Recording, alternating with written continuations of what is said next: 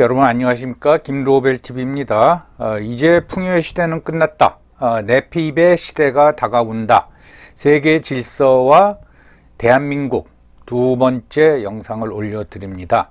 지난 영상에서 세계 질서가 2차 세계대전 이후에 브레튼 우즈 시스템, 그리고 페트로오일 시대, 그리고 최근의 세계화 시대, 그런데 현재 탈세계화 시대로 넘어가고 있다, 이렇게 이제 말씀을 드렸습니다.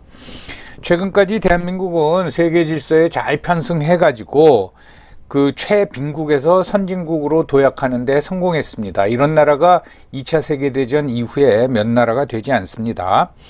그런데 우리나라를 비롯한 전 세계의 과도한 부채로 이제 세계화 시대는 저물고 탈세계화가 진행되면서 어려운 시기가 기다리고 있다고 말씀을 드렸습니다.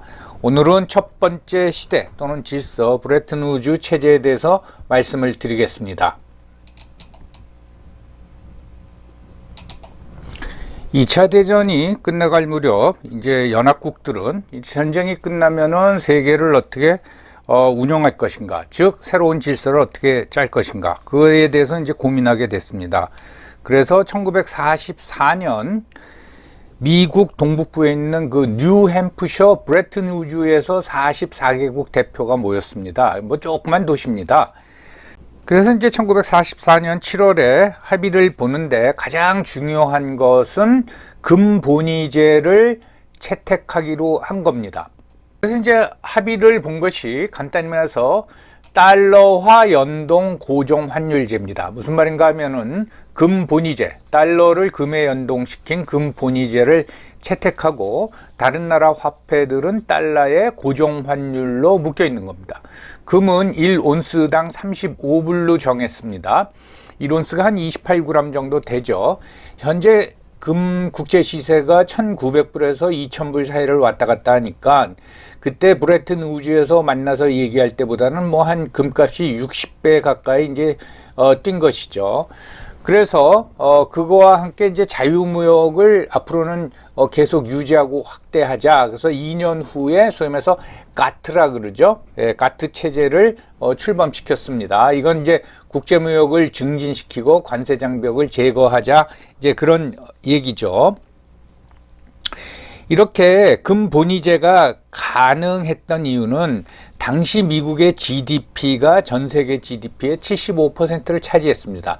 뭐 너무 당연한 거죠. 주로 유럽 국가들은 뭐 전쟁으로 이제 폐해가 됐으니까 미국의 GDP가 그렇게 큰 비중을 차지한 거는 뭐 너무 당연하다고 하겠습니다.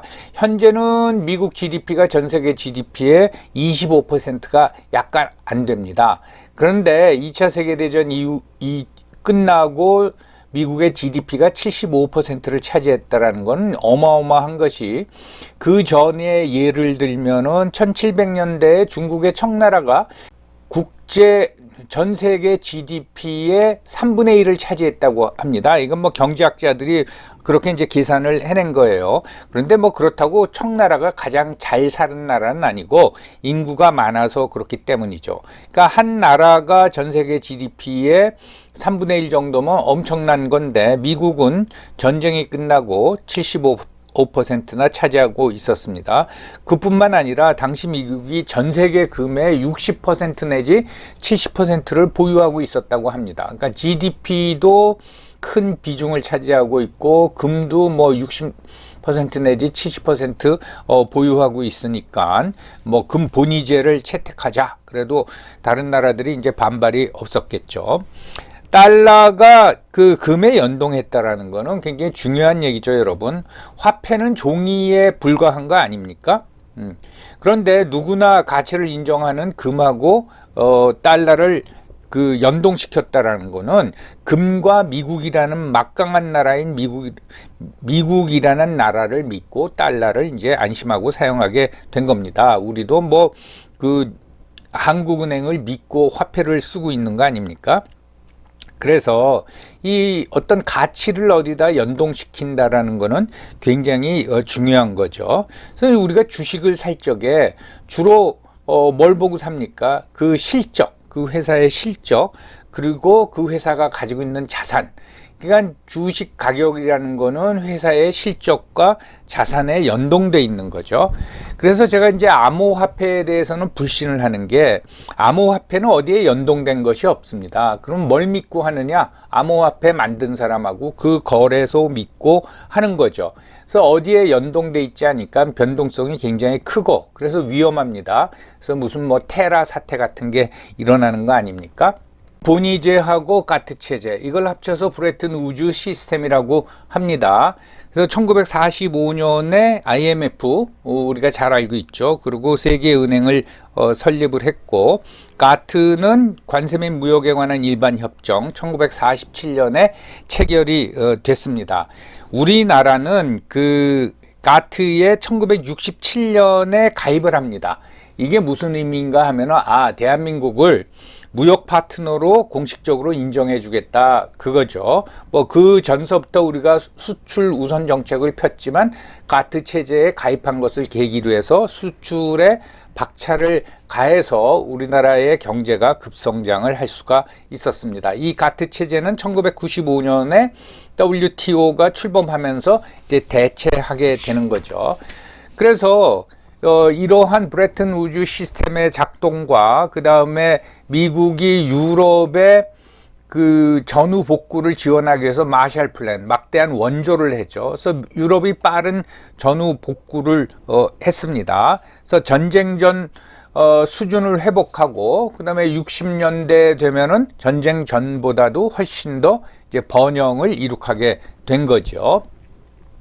세계 시장은 그 자유시장 경제하고, 그러니까 사회주의 경제가 나눠져 있었는데, 이 사회주의 경제는 소련과 동유럽 국가로 구성된 주로 코메콘이라 그러죠. 코메콘 이었습니다. 근데 너무 규모가 작고 또 생산성이 떨어지죠. 그래서 결국은 80년대 말에 가면 사회주의 체제 자체가 해체되고, 그 다음에 이 사회주의 시장, 즉 코메콘도 해체가 됩니다. 그러면서 세계가 단일 시장이 되는 거죠.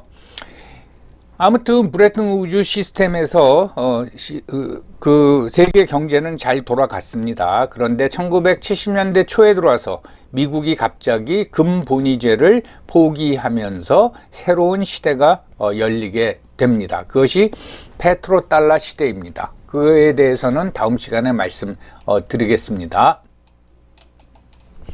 참고로 미국이 전 세계 금의 한 60% 내지 70%를 보유하고 있다는데, 그걸 어디다 다 보관하느냐 궁금하지 않습니까? 뭐 우리나라 금은 한국은행 본점 지하에 있다고, 그래서 그 신세계 백화점이죠. 그 분수대 밑이 뭐 금이 보관된 지하 금고다 그러는데, 그건 제가 이제 확인은 못 해봤습니다. 미국은 대부분의 금을 그 포트 녹스에다가 보관을 합니다. 포트 녹스, 그러니까 군 부대입니다. 기지죠. 이 포트 녹스는 미국 켄터키주 그 루이빌이라는 도시 그 남쪽에 있는데, 원래는 기갑 부대가 오랫동안 주둔하고 있었다고 그럽니다. 그래서 그 정문에 가면 요런 이제 탱크를 올려놓은 게 있다고 합니다. 거기 가면은 이런 모습의 큰 건물이 기지 안에 있다고 합니다. 예.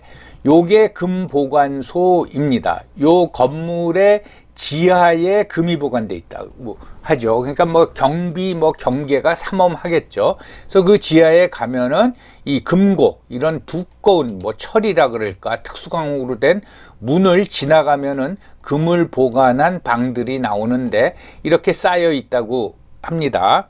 총 지금은 뭐 한 8,000톤, 얼마 전까지 8,113톤을 가지고 있다고, 그러니까 어마어마한 거죠. 뭐 그렇게 어마어마한 금을 노리는 사람들도 많이 있겠죠. 그래서 그 007 시리즈 중에 굉장히 오래전에 나왔지만은 그 제임스 본드가 주연한 골드핑거라는 영화가 있습니다. 그러니까 그 세계 악당이 이 포트 녹스를 그 습격해 가지고 금을 빼돌리겠다라는 계획을 우리의 007 제임스 본드 아저씨가 맹활약을 해서 막는다 그런 거죠. 이 포트 녹스.